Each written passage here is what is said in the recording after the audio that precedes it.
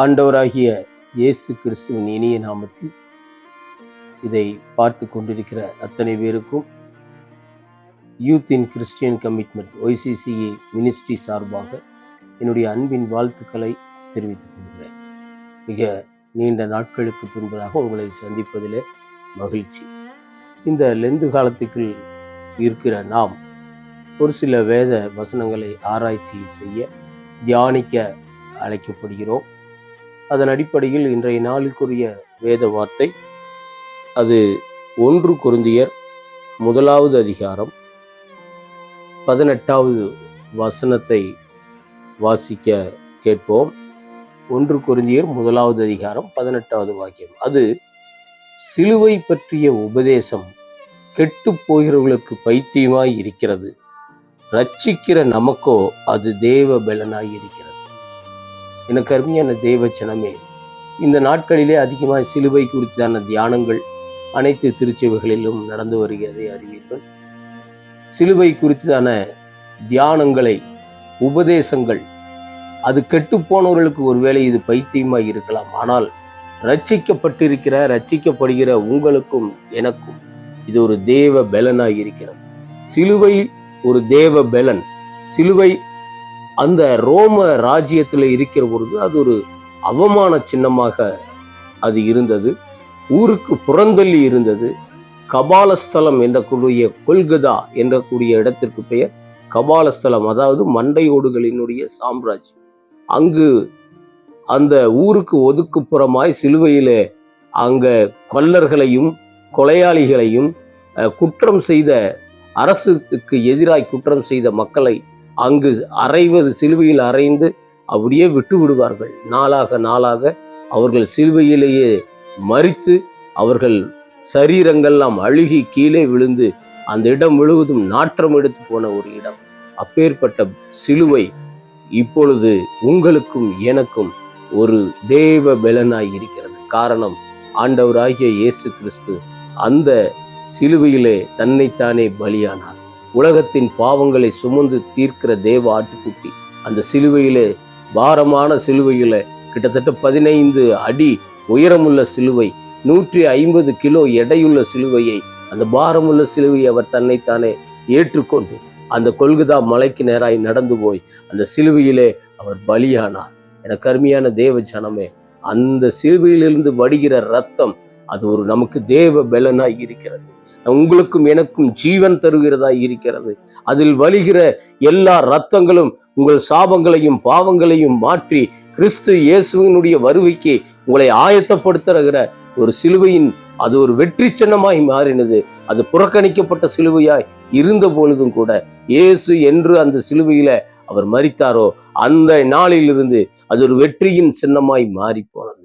எனக்கு அருமையான தேவ ஜனமே, புறக்கணிக்கப்பட்ட மக்கள், ஒதுக்கப்பட்ட மக்கள், பலனற்று போய் இருக்கிற மக்கள், வாழ்விழுந்த மக்களுக்கு அந்த சிலுவை, அந்த உபதேசம் ஒரு பெரிய தேவ பலனாய் இருக்கிறது.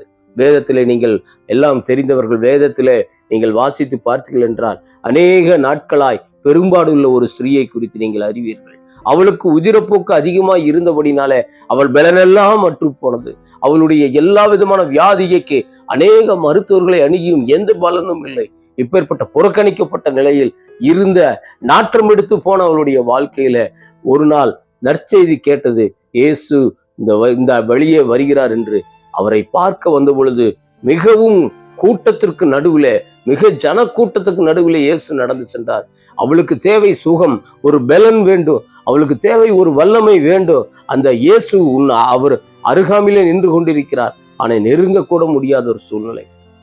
ஆனாலும் கூட அவர் தைரியத்தை வரவழைத்து அவள் எப்படியாவது அவருடைய உடையை நாச்சும் தொட்டு நான் பலனை பெற்றுக்கொள்வேன், ஒரு ஆசீர்வாதத்தை பெற்றுக்கொள்வேன் என்று சொல்லி இயேசுனுடைய உடையை தொட்ட பொழுது அந்த உடையிலிருந்து ஒரு தேவ பலன் இறங்கினது.